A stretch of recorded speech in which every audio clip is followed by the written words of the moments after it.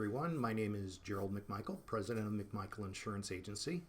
I'm here to speak with you today about employment practices liability insurance, or EPLI insurance. EPLI insurance protects you in the event you wrongfully terminate an employee or are accused of wrongfully terminating an employee. It also protects you in the event you are accused of discriminating during your hiring practices. So it's important to note right from the outset that no two EPLI policies are the same. Our motto at McMichael Insurance is independent for a reason. We've partnered ourselves with the top 25 A-rated insurance companies, and we're working hard to make sure you get the right coverage at the right price. Let me start with a story. One of my clients terminated an employee after their position was eliminated. Of course, that ended up in a lawsuit. They got dragged into court. The allegations were that the termination of her position was a pretext for age discrimination and interference with the employment relationship. The claim ultimately ended up with payments in excess of nearly $160,000. Case was fairly easy to assess, so the defense costs were not too exorbitant, but we need to discuss defense payments and the structure of an EPLI policy. Before we get to that point, I just want to go over several important things in an EPLI policy. 7 things in particular that we want to take a look at. First, the limit of insurance. Let me say right off the bat that the limit is very important. An umbrella policy, which I know many business owners carry, and I applaud them for that, does not apply over top of an EPLI policy. So it's important you keep that in mind as we talk through the limits of insurance on an EPLI policy. Second, we need to understand how defense is handled in the typical policy. Thirdly, what to do when you receive a notice of lawsuit or an EEOC action. Fourth, how does the deductible apply? Fifth, we need to talk about the coverages that are sublimited. There are some coverages where not the full limit of insurance applies, but a further reduced sublimit. So we'll get into that in a moment. Sixth, what are the optional coverages that you can secure on this type of policy? Now, I'm only going to go into a couple, but it's important to know there are optional coverages that you can secure. And seventh, what are the important dates with relation to employment practices liability insurance? So, with that said, let's dive into our discussion. All right, so to our first point. First of all, the limit is inclusive of defense and payment. Unlike a general liability policy where the defense costs are typically unlimited, with the limit being applied solely for the payment of judgment, in a typical EPLI policy, the limit will also include not only the payment for judgment, but also the defense expense cost. Of course, if you're thinking ahead, you're understanding what the dilemma is. If you have $1 million limit of insurance and your insurer spends $550,000 for defense, that only leaves you another $450,000 to pay for the actual judgment against you. So, there are 2 ways that you can find remedy. First is to buy additional limits. So, instead of buying a typical $1 million limit, which we see a lot of our smaller business owners buying, you could buy a $2 million limit or higher. You can go up to $5 million, $10 million. The other remedy is you could also buy a separate limit for defense expenses. So, already we've started the discussion on defense expense and limit, but it's important to note the defense costs do not start to be picked up by the insurer until they accept the case and assign counsel. I've seen clients thinking that a case could be resolved fairly easily, and they start to work the case, get their own attorney involved, only to realize that before they know it, they've got $5,000, $10,000, $15,000 of expenses, and then they decide to turn the case into the EPLI insurer. Because things got a little more difficult than thought, the expenses are starting to rack up. But it's important to note that those expenses incurred prior to the insurer's engagement are not covered under the EPLI insurance. So, lesson of the day, get your EPLI insurer involved sooner rather than later. On to our third point, When should you notify your insurer of an EPLI action? Well, in a typical general liability policy, the insurer is usually notified when the lawsuit papers arrive in your mailbox. That's when you get on the phone. That's when you start things moving.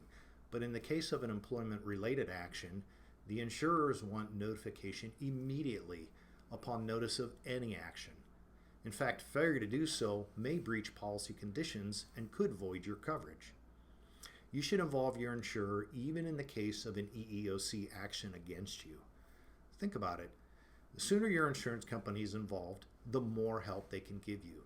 If they can help you beat an EEOC case, or at least achieve a better result that's more favorable to you than you can achieve on your own, that's all evidence that's going to be entered into the court records if a lawsuit does come against you. In fact, let's take this one step further. EPLI insurers have a vested interest in making sure you're doing the right thing from the start. As a result, all of the insurers that my agency represents offer free legal advice. They can assist you with dealing with bad actors in your employment. They can help you design a performance improvement plan. They can also help you design a progressive disciplinary plan. Our laws in this country are designed to help remediate employees who are not contributing to the culture or success of a business. That's a good thing, and that's what our employment laws are designed to do, and that's what our employment attorneys of our EPLI insurers are designed to do, is help you navigate a difficult course and set you on the right path.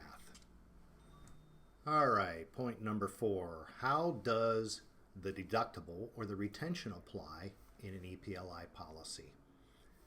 Well, in a property insurance policy, the deductible is applied against the dollar payout of the claim.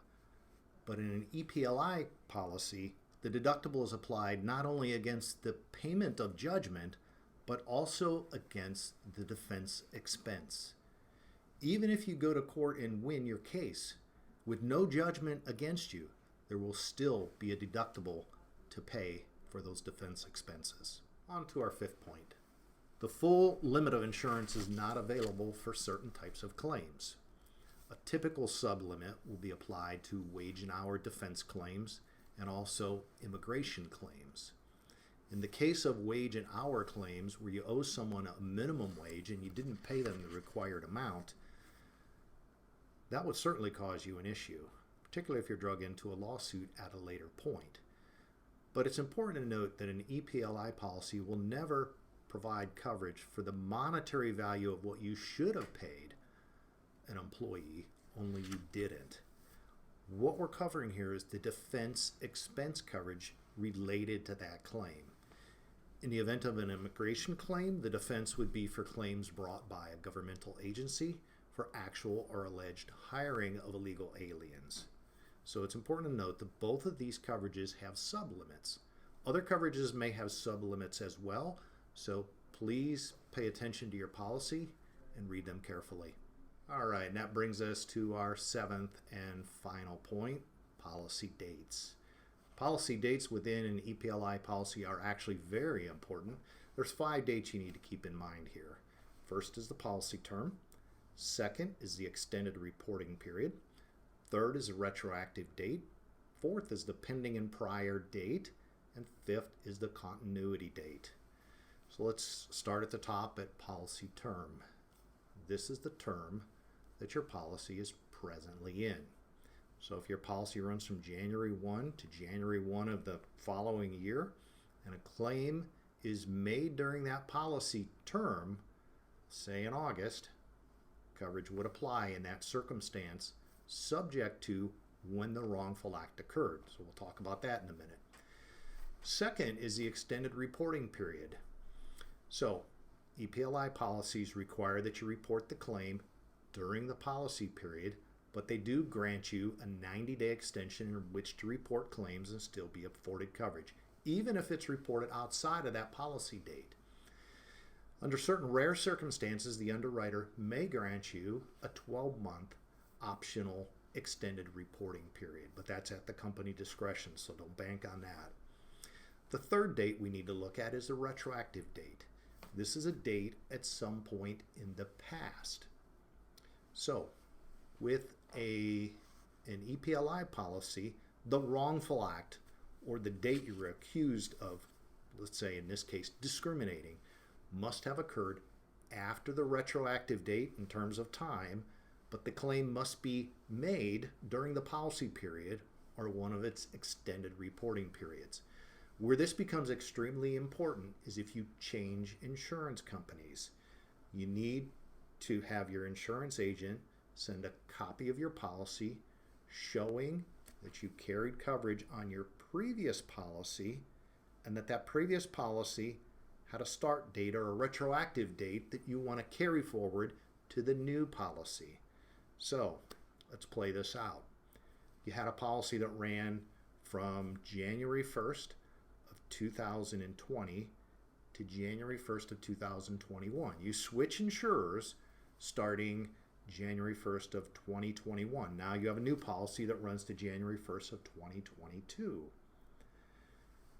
You would have your agent submit a copy of that policy from 20 to 21 to the new insurance company. Now on your new policy, it'll show a policy date of January 2021 to January 2022, but the retroactive date would show it's rolling back the wrongful act so that it could have occurred after January 1st, 2020. So as long as in this case, let's just say it's the Discrimination Act, as long as the accused discrimination occurred at any time after that retroactive date, which is January 1st of 2020 until the present, and the claim is filed during the current policy term, which is January 2021 to January 2022, there's coverage. So that's very important to keep in mind. I hope that didn't get too muddied for you. Also, what's important is our prior and pending date. This is prior and pending litigation. So prior litigation or litigation that's currently pending, we're going to see dates on your new policy that says, we don't want to cover any pending litigation or any prior litigation. We want no part of that if we're going to switch insurance carriers. Now, there may be very good reason for using advanced retroactive dates and advanced prior and pending dates. Let's say you have some experience that's pretty poor. You don't want that to carry forward to your new policy. You could use those, but the risk of that is that you're going to be precluding yourself from coverage for prior wrongful acts, which is never typically a good thing. The last date we want to talk about is the continuity date. This is the date that is established from when coverage was first provided to the insureds. Policy, it acts fairly similar to a retroactive date. The wrongful act must occur after the continuity date, and the claim must be made during the policy period of one of its extended reporting periods. So I hope that's clear, but dates on an EPLI policy are very important, and you need to pay extremely close attention to them. Well, there it is. Employment Practices Liability Insurance, or EPLI. I realize we've covered a lot in a very short period of time. We've talked about limits. We've talked about defense. We've talked about what to do when you receive a notice of lawsuit or an EEOC action. We've looked at deductibles and how they've applied. We've looked at sublimits. We've looked at optional coverages, and we've taken a look at the important policy dates. This was a lot. I don't expect you to remember all of this because it was a big discussion. That's why we posted it to our website. For more information, go to McMichaelinsurance.com or look us up on YouTube. You can also email me if you have questions, Gerald@McMichaelinsurance.com, or call us at 330-626-4972. Now, I just want to leave you with this thought. It's important to note that no two EPLI policies are the same. Our motto at McMichael Insurance is independent for a reason. We represent over 25 of the top A-rated insurance companies, and we're working hard to make sure you get the right coverage every time at the right price. With that said, I wish you all the best and good day.